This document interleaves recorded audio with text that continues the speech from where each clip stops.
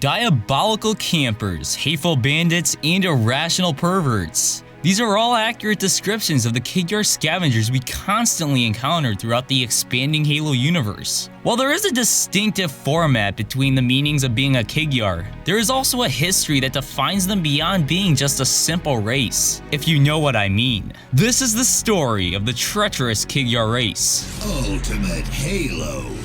Kig-Yar, or otherwise known as the bastard shield whores titled Jackals in the Halo games, are one of the several alien species that serve the Covenant. They are an avian/reptilian species that are tracked back to the planet of Ayin. Indexed by the librarians before the events of Halo Combat evolved, they were preserved on Installation 0, the Ark, during the firing of the Halo Array, which penetrated the galaxy very hard. After the galactic cleansing occurred, they were returned to their homeworld of Ayin to begin re-establishing, repopulating, and rebuilding their cultures. Eventually, these merciless creatures began separating apart from one another into different clans, better yet divisions. Soon enough, these divisions would reunite in hopes of building superior resources and space travel technology. Shortly after these meticulous events, the Kig-Yar would begin to form stable colonies around the asteroid worlds of Chua. That must have took a lot of sexual reproduction. While many continued their traditions and old ways, some began to form strong alleged pirate raids, a definition of a Kig-Yar combatant, you could say. This malevolent force would be one to reckon with. As soon as the Covenant arrived in their home system in 1342,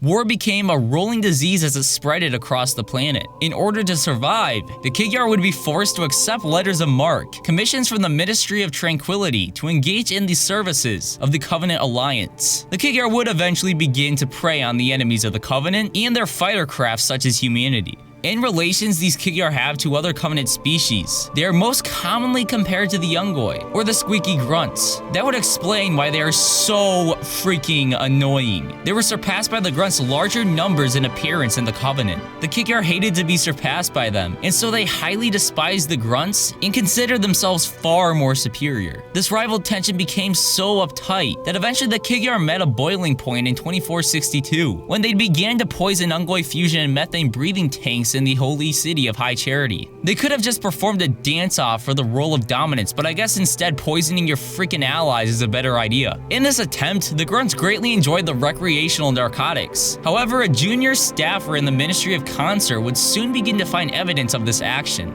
As the word of tribulation was spread to High Charity and the Prophet Hierarchs, it was deeply failed to be investigated upon, as the Prophet Hierarchs did not want to upset the Kig-Yar. This eventually led to the historical bloody and deadly battle of the Ungoi Rebellion against High Charity and the Covenant. A Kig-Yar missionary ship known as the Minor Transgression was the first Kessel vessel ship to eventually make contact with the humans. The ship would come to raid a commercial freighter leaving the planet of Harvest, and the day would come to follow as the Covenant released an onslaught upon humanity. Following the gruesome battle-bruising onslaught, a Kig-Yar pirate raid under the command of Reth made contact with the Rubble, a community of survivors off of the glassing of Madrigal. The Kig-Yar had gone out of their way to agree and trade with the survivors, trading items such as weapons.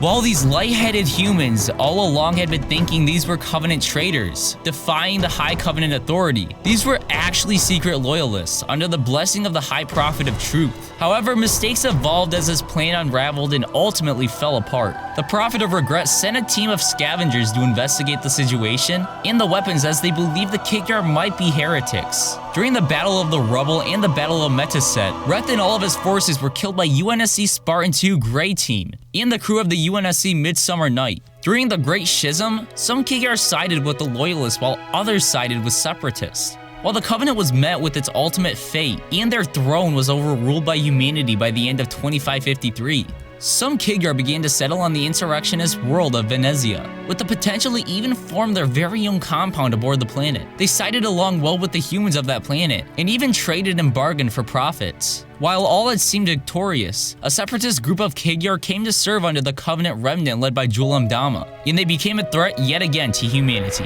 That wraps up this lore video. If you enjoyed, be sure to smash the like button until it breaks, and don't forget to penetrate that subscribe button. My friend Brandon Sorum who helped me with the script of this video, and I would greatly appreciate it. For more dank Halo lore, check out Reclaimer Reach, and stay tuned here on Ultimate Halo for more awesome lore content. Thank you so much for watching, guys, and I will catch you in the next one.